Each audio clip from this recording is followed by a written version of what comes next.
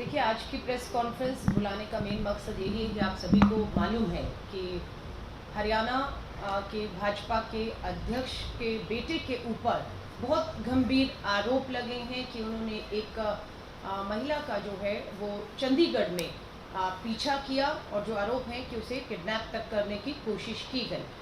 पर लड़की की सतर्कता को देखते हुए उसने तुरंत पुलिस को फ़ोन किया। पुलिस ने पीछा करते हुए इन एक्यूज को, जिनके ऊपर आरोप हैं, उन्हें तुरंत वहीं से गिरफ्तार किया।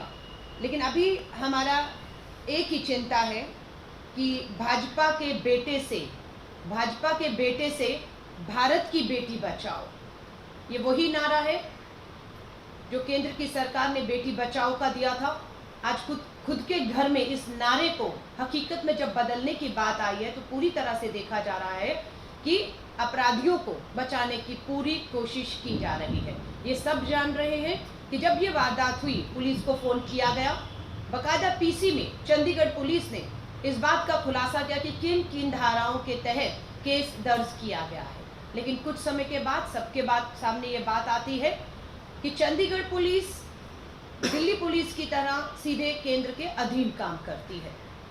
किसका दबाव है, ये देश जानना चाहता है कि किसके दबाव में चंडीगढ़ पुलिस ने जिन धाराओं के तहत केस दर्ज किए थे उन धाराओं को बाद में बदल क्यों दिया गया, उन्हें जमानती क्यों बना दिया गया, उन्हें जमानत देकर छोड़ क्यों दिया। किन लोगों ने उस समय चंडीगढ़ की पुलिस को फ़ोन करके दबाव में ये मुकदमों को बदलने का दबाव बनाया। अब ये बहुत बड़ी चुनौती हम सबके सामने है, क्योंकि अब ये भी देखने को आ गया है कि भाजपा अपना चेहरा बचाने के लिए जो विक्टिम है उसके ऊपर आरोप लगा रही है। इस तरह के आरोप कि 12 बजे वो खुद बाहर क्यों थी, ये वही सोच है जो निर्भया से शुरू होकर यहाँ तक आती है।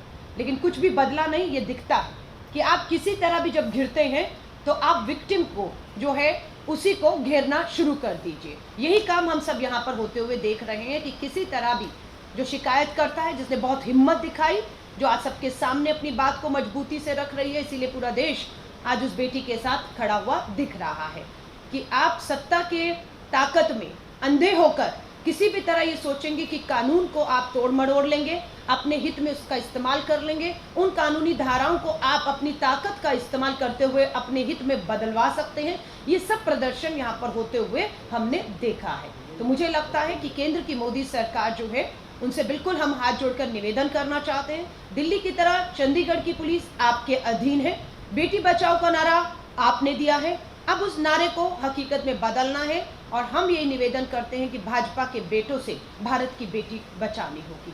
इन्हीं मांग के साथ आज हम ये प्रेस कॉन्फ्रेंस कर रहे हैं। पूरी तरह से हम पीड़ित जो है विक्टिम्स के साथ खड़े हैं और आगे भी जिस स्तर पर इस लड़ाई को ले जाना होगा, ताकि देश भर की नज़र आज मीडिया में जो खबरें चल रही हैं उसके माध्यम से पूरा देश एक उम्मीद लगाकर बैठा है कि क्या पैसे वाले, सत्ता वाले, रसूख वाले लोग अपने मुताबिक किसी तरह भी दबाव से केस बदलाकर जो है वो एक न्याय की लड़ाई को बिल्कुल जो है ख़त्म कर सकते हैं। आज वही चुनौती हम सबके सामने। उम्मीद करते हैं हम सब कामयाब होंगे और एक आदर्श बेटी बचाओ के नारे को हम लोग जुमले से बाहर निकालकर हकीकत में बदल सकेंगे। आम आदमी पार्टी यहाँ कुछ सवाल भारतीय जनता पार्टी केंद्र शासित, जो केंद्र में सत्ता में इस वक्त बैठी हुई पार्टी है, उससे पूछना चाहती है कि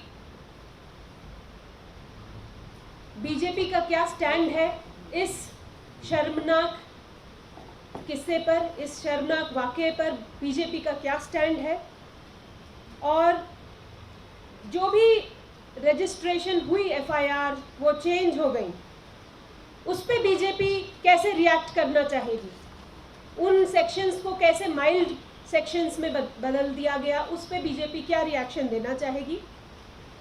इसके अलावा चंडीगढ़ पुलिस दिल्ली पुलिस की ही तरह डायरेक्टली एमएचए को रिपोर्ट करती है, गृह मंत्रालय को रिपोर्ट करती है, यानी यह गृह मंत्रालय की भाजपा की पुलिस है। इस पे क्या कहना चाहेगी भारतीय जनता पार्टी कि क्या एफआईआर्स के सेक्शन बिना किसी प्रेशर के चेंज हुए हैं? इस पर हम जवाब चाहते हैं, हम जवाब मांगना चाहते हैं। और चंडीगढ़ जैसे हाई सिक्योरिटी यूनियन टेरिटरी में किस प्रकार सीसीटीवी फुटेज को डिस्ट्रॉय किया गया, इन्वेस्टिगेशन केस शुरू हो गया, उसकी इनिशियल केसेस स्टेजेस पे चला भी गया, उसके बावजूद ऐसे कैसे संभव है कि चंडीगढ़ जैसे हाई सिक्योरिटी यूनियन टेरिटरी में सीसीटीवी फुटेज को डिस्ट्रॉय किया गया, प्रूफ से टैंपरिंग की गई?